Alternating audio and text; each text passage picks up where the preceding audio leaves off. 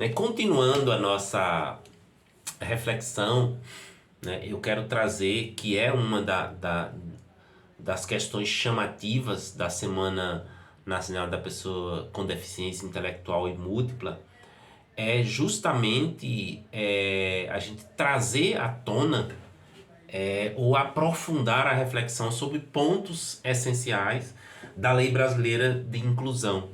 E aí eu lhe pergunto, você já conhece a Lei Brasileira de Inclusão? Você sabe o que ela representa para o público, né, com deficiência e seus familiares? Então eu vou tentar trazer aqui algumas reflexões do ponto de vista da legislação para que a gente, nos espaços onde a gente estiver, a gente passa também a poder utilizar, né, para fazer valer o direito de muitas pessoas com deficiência que aparecerão, né, ou que já estão, né, na nossa própria vida, no nosso próprio cotidiano. Então, assim, em janeiro de 2016, entra em vigor a LBI, que é a lei que é também chamada de Estatuto da Pessoa, né, com Deficiência. Ela é a Lei 13.146 de 2015, né? Ela é um marco, né, que afirma e que legitima a autonomia e a capacidade desses cidadãos, né, de estarem numa sociedade segregadora como a nossa e se legitimarem como pessoas de direito. Logo no seu primeiro artigo, ela tem a ideia de assegurar e promover as condições de igualdade, né, e o exercício dos direitos e das liberdades fundamentais da pessoa com deficiência, né, visando de forma plena a sua inclusão social e que seja efetivamente tratados como cidadãos de direito. E nessa mesma questão, já no seu artigo 2, ela já define, né, o que é de fato a pessoa com deficiência, que eu acredito que isso é até extremamente relevante para nós compreendermos como é que a legislação diz que a pessoa é deficiente, né, do ponto de vista da legislação. Então eu vou fazer uma leitura para que a gente possa ter uma compreensão da lei. Então a pessoa com deficiência, ela é definida como aquela que tem um impedimento de longo prazo de natureza física, mental, intelectual ou sensorial, o qual, em interação com uma ou mais barreiras, pode obstruir a sua participação plena e efetiva na sociedade em igualdade de condições com as demais pessoas. Então, como é que a pessoa com deficiência é encarada dentro da própria legislação ou dentro do próprio estatuto da pessoa com deficiência? Como é que ela é vista? Então ela é vista como aquela que uma pessoa que tem um impedimento de longo prazo de natureza física, né, mental, intelectual ou sensorial. E que no contato com as barreiras, que é aquela que nós já discutimos no vídeo anterior, né, em contato com aquelas barreiras, essas barreiras impedem, né, que ela possa exercer, né, plenamente a sua estadia na própria sociedade, a sua participação plena na própria sociedade. E isso é extremamente relevante. A gente percebe o quanto que as barreiras, né, urbanística, arquitetônica, de comunicação, de tecnologia e as barreiras atitudinais, elas impedem, né, que pessoas com deficiência tenham a sua participação social de forma plena. Então, para serem diagnosticadas, né, com deficiência e para ter acesso aos direitos e bens garantidos na própria Constituição, no próprio Estatuto da Pessoa com Deficiência,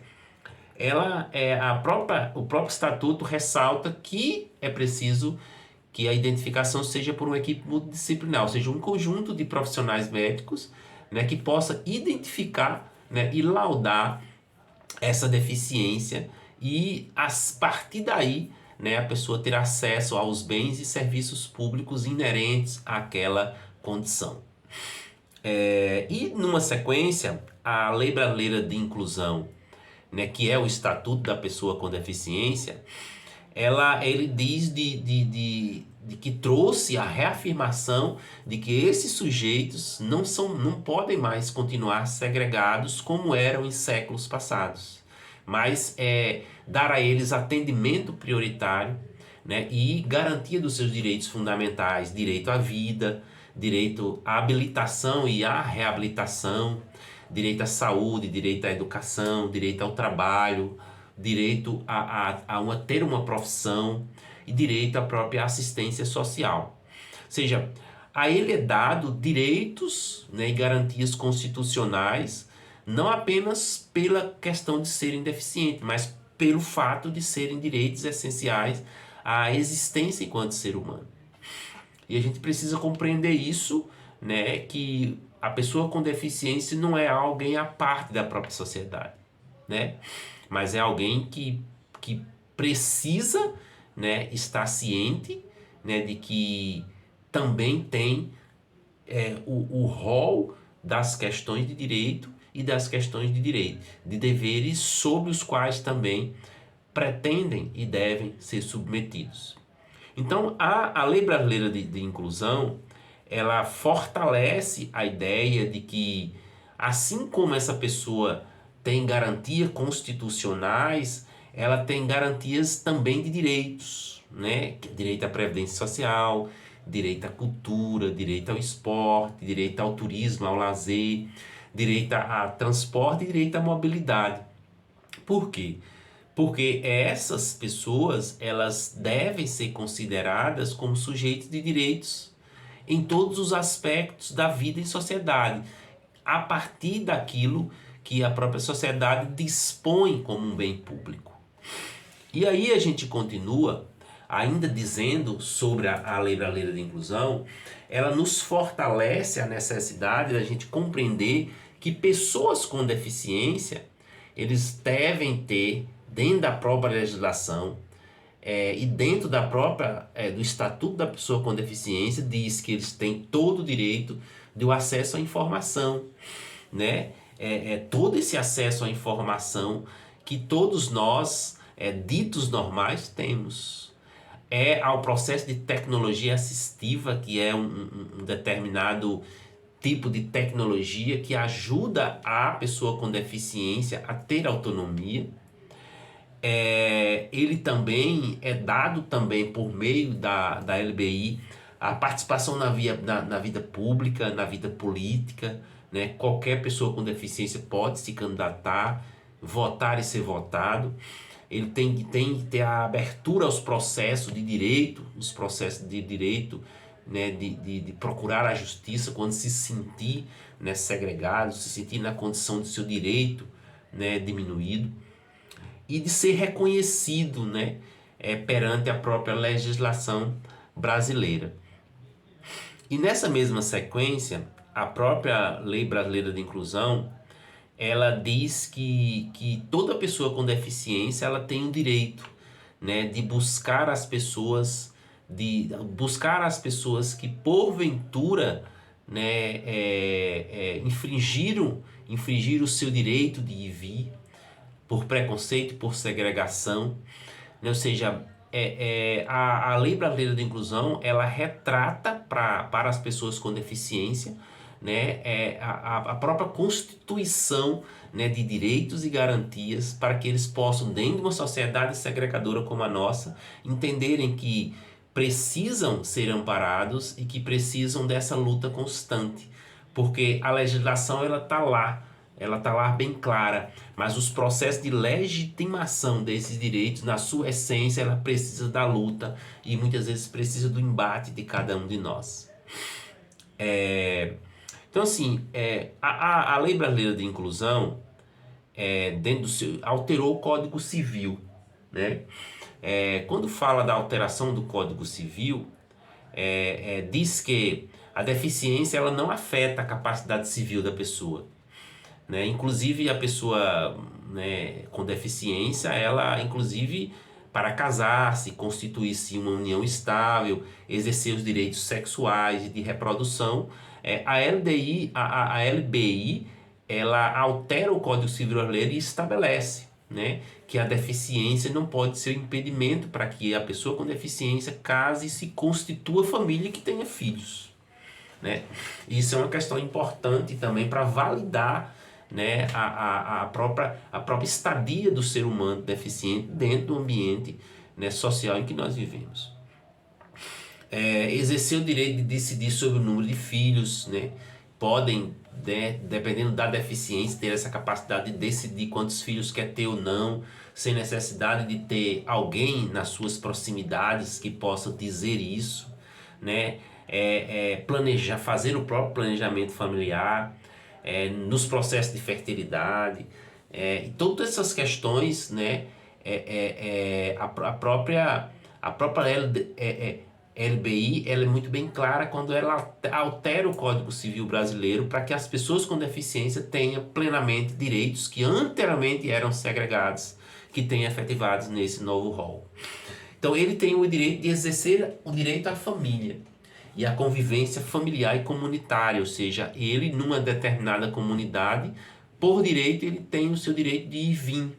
Não é pela sua deficiência que ele tem que ficar segregado dentro de um espaço de confinamento dentro de seus lares.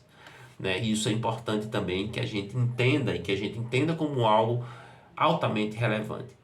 Então, ainda continua a Lei Brasileira de Inclusão, ainda continua dentro dos processos de modificação do Código Civil Brasileiro, onde ele modifica e exerce o direito de guarda, né, sobre a questão do direito de guarda, o direito à tutela, à curatela e à adoção, como adotantes ou adotando, em igualdade de oportunidade com as demais pessoas. Ou seja, quando ele altera, a pessoa com deficiência, ela pode, nesse exato momento, exercer o direito de guarda, o direito à guarda, né, de algo ou de uma terceira pessoa, de uma tutela de uma pessoa, ou de uma curatela de alguém, e também de adoção, né, como adotante ou adotando, né? Ou seja, ele pode exercer esse direito, né? Ou seja, o Código Civil Brasileiro ele deixa muito bem legitimado a possibilidade, né, da pessoa com deficiência ele ter também direitos civis dentro da sua própria estadia social. Caso ele esteja num determinado ambiente, né, ele pode fazer essa opção dentro do Código Civil de exercer o direito de guarda, ou essa necessidade de permanecer, né, sendo adotante ou adotando, né, sendo certas situações dentro de um processo de legitimação do seu próprio direito. Que anteriormente o simples fato de ter uma deficiência já deixava o indivíduo com deficiência na condição de alguém que não poderia fazer certas opiniões sobre a sua própria vida legítima na sociedade. E com a Lei Brasileira de Inclusão, não. Né? O indivíduo que, após laudo médico da deficiência e a depender da sua deficiência, ele pode muitas vezes, em comum acordo com as suas instâncias, opinar sobre certas adoções, de ser adotado ou de viver um processo de adoção. E isso é extremamente relevante, é uma extremamente modificação no cenário, né? E outras alterações que também foram altamente relevantes dentro do Estatuto da Pessoa com Deficiência é a oferta, né, do espaço, né, de ensino para as pessoas com deficiência. Ou seja, a Lei Brasileira de Inclusão ela deixou muito bem claro que pessoas com deficiência deverá e terão um ensino diferenciado, específico para o nível da sua própria deficiência. E automaticamente a Lei Brasileira de Inclusão também adota que as instituições de ensino têm que ter um projeto político-pedagógico diferenciado, né, que atenda as dimensões da deficiência daquela pessoa que chega no ambiente escolar, até porque a matrícula para esse público, né, da educação especial das pessoas com deficiência é também uma matrícula obrigatória. Ainda nessa questão, nessa própria questão da pessoa com deficiência, dentro da Lei Brasileira de Inclusão, com relação ao direito ao trabalho, né? Sobre o direito ao trabalho, uma norma anterior, né, de 1991, ele estabelecia que a reserva de vagas para as pessoas com deficiências, que variam de 2% para empresas com até 200 colaboradores, até 5% onde há mais de 1.000 colaboradores. Para que a presença das pessoas com deficiência no mundo do trabalho seja efetiva, a Lei Brasileira de Inclusão cita a habilitação e a reabilitação profissional como um caminho para isso. Ou seja, isso está dizendo para nós que é uma questão extremamente relevante, que a Lei Brasileira de Inclusão ela traz, né, não apenas os percentuais a cada a cada a cada a cada 2% de pessoas numa determinada empresa, ou seja, empresas que até 200 colaboradores, 2% das pessoas ali deveriam ser pessoas com deficiência. E aí, até 5% onde há mais de 1.000 colaboradores, ou seja, há uma ampliação disso, ou seja, empresas em que tem mais de 1.000 colaboradores, nesse exato momento aí, os percentuais passam de ser 5% de pessoas com deficiência que deveriam ser empregadas naquela determinada empresa. E o processo de reabilitação, de habilitação e reabilitação profissional como um caminho para isso. Ou seja, a Lei Brasileira de Inclusão, ela diz que cita a habilitação, ou seja, as pessoas com deficiência, nesse exato momento, eles dentro do bojo, né, do processo de busca pelo mercado de trabalho, eles têm direito a ter uma habilitação, a ter um processo que o habilita para estar no mercado de trabalho, e aqueles que porventura, né, pela sua deficiência ou em decorrência dela, passaram por um problema, né, grave na vida, eles também têm o direito de se reabilitar para voltar ao mercado de trabalho. E isso a própria sociedade, por meio das políticas públicas da assistência social e saúde, devem fazer jus a esse valor e a esse direito inerentes a esse público. Outro ponto interessante que é trazido pela Lei Brasileira de Inclusão é a tomada de decisão apoiada, né? Que essa tomada de decisão apoiada essa tomada de decisão apoiada, ela é um novo formato, né, dentro dos processos de decisão da vida civil, né? E eu vou ler aqui um trechinho que eu considero relevante, assim, por meio da tomada de decisão apoiada, as pessoas com deficiência intelectual podem escolher pelo menos 2 pessoas de sua confiança para prestar-lhe apoio na tomada de decisão sobre atos da sua vida civil, como a compra de um bem, o aluguel de um imóvel, um empréstimo, a matrícula de um curso, a compra de algum carro, de alguma questão, né? Ou seja, a pessoa, a tomada de decisão apoiada, ela pela sua fragilidade ou para o nível da sua deficiência, ela pode fazer a escolha de 2 pessoas de sua confiança para que ela possa ir a um determinado lugar e fazer a compra, né, de um determinado bem ou de um determinado serviço. Haja vista, ela por si só apresenta uma dificuldade para a realização deste ato. As pessoas com deficiência, contudo, podem ter sua capacidade de decisão limitada, parcialmente, quando por causa transitória ou permanente não puderem exprimir sua vontade a certos atos ou a maneira de exercerem. Neste caso, elas podem ser submetidas a um processo de curatela, por meio de qual se nomeia um curador. E aí, nesse caso específico, é preciso a gente compreender, né, que até os processos de quando é que a pessoa com deficiência ela pode solicitar que alguém fale por ela, fale em nome dela, tudo isso a legislação diz muito bem clara. Por quê? Porque é dar a ela sempre a oportunidade de ter também a sua palavra. Então, elas podem ser submetidas a um processo de curatela por meio de nomear um curador quando a sua capacidade, né, de exercer o seu direito estiver bem limitada. E aí a gente percebe que a legislação, a Lei Brasileira de Inclusão, ela é muito bem clara. Ela dá toda a ampliação da autonomia da pessoa com deficiência. Que somente quando ela demonstrar a capacidade de de resolver as situações do seu cotidiano com bem limitação. Aí sim, os processos da vida civil, né, de uma curatela, de nomear outras pessoas para fazer por si. Isso é extremamente relevante para a gente ver o quanto que é importante, o quanto que é interessante do ponto de vista da legislação, a gente entender que a Lei Brasileira de Inclusão, ela chega para normatizar, ela chega para legitimar e ela chega para dar visibilidade o direito de todas as pessoas com deficiência. E é justamente isso que deve ser feito. Um abraço, vamos continuar discutindo. Tchau, tchau.